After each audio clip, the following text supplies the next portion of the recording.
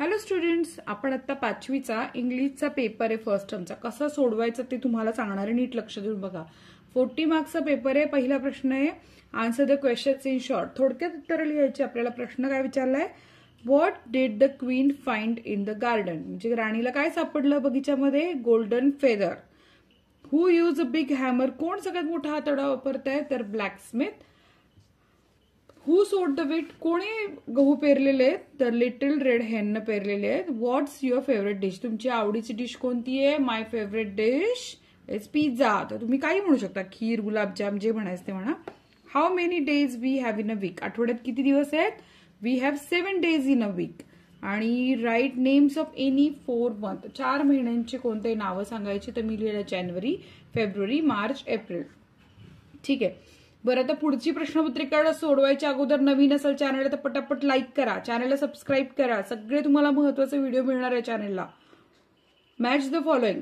आता इथे बघा कसं आलंय. अ फ्लाइट ऑफ काय? Birds. A team of players. A group of players. A flock of sheep. A crowd of people. Write plural. Plural form द्यायचं आपल्याला. लिफ्टचं प्लुरल काय होतं? प्लुरल म्हणजे अनेक वचनी. Leaf leaves. Tree trees. Goat goats. आता write the rhyming word. Rhyming word म्हणजे काय? यमक जुळवणारे शब्द. मी मुद्दामून 2-2 दिलेत म्हणजे तुम्हाला अधिक चांगल्या प्रकारे कळेल.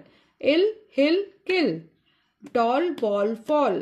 Book hook look. Fan man can. Day play say. आहे की नाही सोपं? पुढचा प्रश्न आहे राईट नंबर्स इन वर्ड्स. आता 37 कसं लिहायचंय बघा. स्पेलिंग पाठ करा, कंटाळा करू नका. 18, 9, 30 आणि 12. Arrange the following words in alphabetical order. म्हणजे कसं माहिती ना, A to Z क्रमाने जे शब्द येतील, जसं की and, for, his, many, now. Right the opposite of. हॅपीच्या अपोजिट काय? Sad. Come, go, up, down, like, dislike, day, night. Common words हे पाठ झालेच पाहिजे. पुढे आहे select the correct missing letter. हा प्रश्न तर 10वी पर्यंत सोडवायचा तुम्हाला.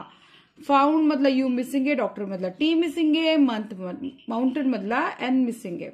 आता खाली चार्ट दिलाय, त्या चार्ट प्रमाणे तुम्हाला सेंटेन्सेस तयार करायचे. 5वीला आहे ना तुम्ही, आता वाक्य यायला पाहिजे की नाही तयार करता.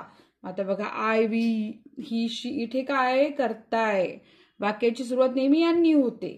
पुढे इज, एम, आर काय आहे? हे आहे हेल्पिंग वर्ब, सहाय्यकारी क्रियापद. आणि गर्ल रीडिंग माय बुक, माय फादर टीचर हे काय आहे? ऑब्जेक्ट. आता चला वाक्य तयार करूयात. वी आर रीडिंग, आम्ही वाचतोय. ही इज माय फादर, ते माझे वडील आहेत. शी इज अ गर्ल, ती मुलगी आहे. इट इज माय बुक, आणि हे माझं पुस्तक आहे की नाही सोपं? संपलाय पेपर. एवढा सोपा होता. नीट लक्ष देऊन पेपर सोडवायचा. ठीक आहे. आणि स्पेलिंग पाठ करायचंय. व्हिडिओ आवडला तर लाईक करा आणि चॅनलला सबस्क्राईब करा. All the best.